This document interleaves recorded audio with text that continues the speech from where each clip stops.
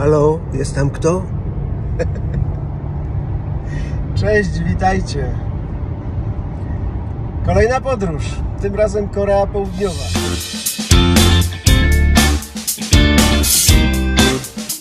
Korea Południowa to jest ta cywilizowana, ta kapitalistyczna, w przeciwieństwie do Korei Północnej, gdzie jest chyba największy zamordyzm w tej chwili na świecie i rządzi tym krajem Kim Jong-un. Też mam w planie wypad do strefy zdemilitaryzowanej, czyli tam blisko właśnie granicy Korei Południowej i Północnej.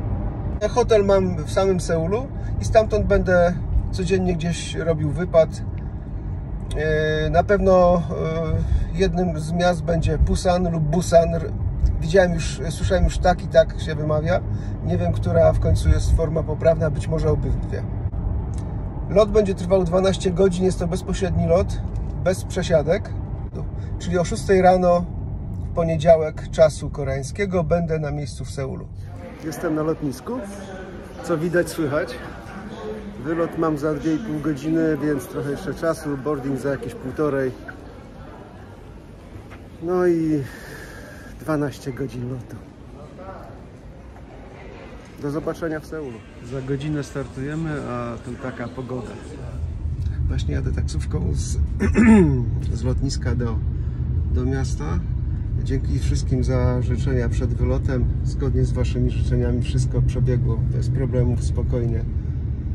Za jakieś 15-20 minut będę już w hotelu. I mówiłem, że 6 godzin będzie przesunięty czas. No, okazuje się, że jednak 7. Więc jetlag na pewno mnie nie opuści. Chyba się trochę prześpię, zanim pójdę w miasto. Ale ja tak zawsze mówię, a w końcu wychodzi na to, że idę. Pierwsze wyjście z hotelu jest po 20 tutejszego czasu. I tak na dzień dobry już widzę pierwsze problemy, jakie spotkacie jako Europejczycy w Seulu, czyli w Korei pewnie. Google Maps tu nie działa. Tylko w zakresie transportu publicznego, ale to jest po prostu masakra. Ja lubię chodzić wszędzie pieszo, bo przy okazji oglądam jeszcze otoczenie, no poznaję kulturę i miejsce, w którym jestem.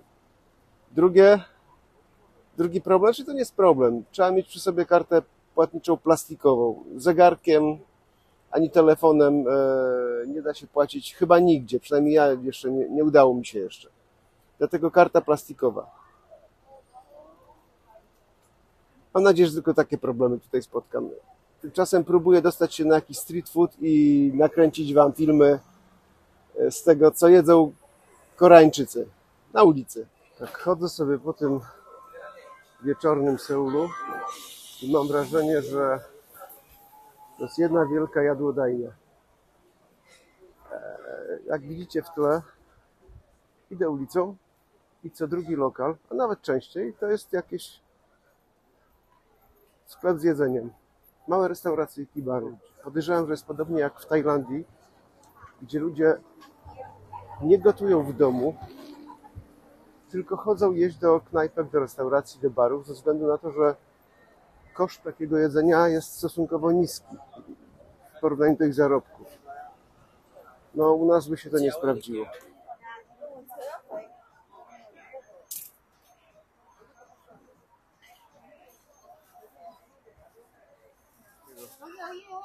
Ryż z warzywami zawijany w glony. Thank you. Takie pomieszanie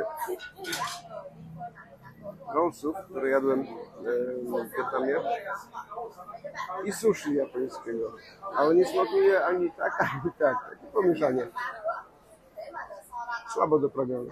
Jak zwykle cała tajemnica jest w szczegółach. Pomyślałem, że może będzie dobre sosem sojowym, tak jak sushi, ale pani dała mi coś takiego, taki żółty sos, no i z tym smakuje zupełnie inaczej, od razu nabrało charakteru. Lekko kwaśne, słony, no, teraz już dobre. Pierwszy posiłek na ulicy zaliczony, idziemy szukać dalej. Nie będę dzisiaj sobie folgować, nie ma takiej opcji. Jedzenie to jest jedna z części kultury każdego kraju. że ja jestem człowiekiem renesansu, człowiekiem kulturalnym, więc oddam się tej kulturze. Nie mam pojęcia, co to jest, ale wygląda jak kotlet na patyku, oklejony frytkami. Taki fast food typowy. Nasze faworki. I to jakieś mięso. Kolejna uliczka z jedzeniem.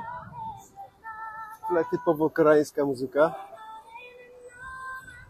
Pewnie słyszeliście o czymś takim, to jest właściwie zjawisko jak K-pop, czy K-pop, czy koreańska muzyka pop.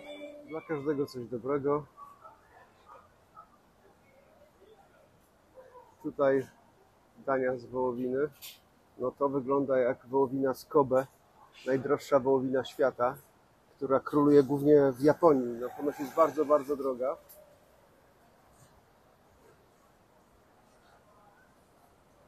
Tu króluje kurczak, a tu jakieś mieszane jedzenie.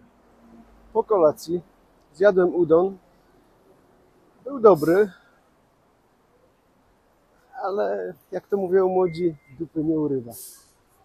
Jest już po 23 i kurczę, wracam do hotelu. Żałuję, że dopiero teraz tu trafiłem, bo pojechałem taksówką. Powiedziałem, że na street market, no ale się okazało, że to jest ogromna część miasta, a mi chodziło tak naprawdę o street food. I wracając pieszo już do hotelu, trafiłem na długą ulicę, gdzie pełno właśnie straganów z jedzeniem. Muszę tu wrócić jutro, albo pojutrze, albo za 3 dni. Nie wiem, długo tu będę. Ale żeby to zobaczyć na dłużej trochę. No, uwaga, bo ekipa telewizyjna przechodzi.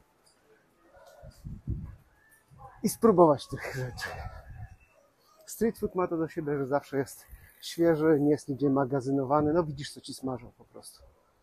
Udało mi się zrobić film z efektami specjalnymi, gdzie pan smaży stek wołowy, po czym go podpala i płomień taki bucha, że wszyscy się cofają. Oglądajcie, zobaczycie.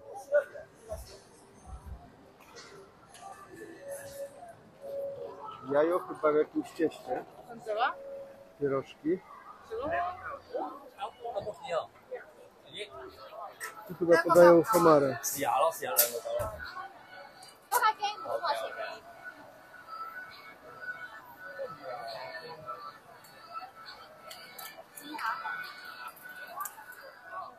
Tutaj pani robi na miejscu jakieś placki.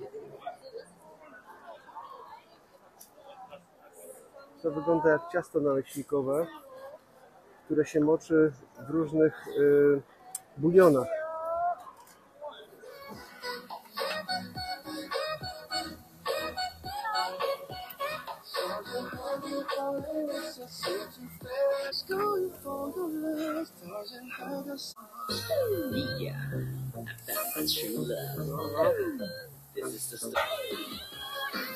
Masło.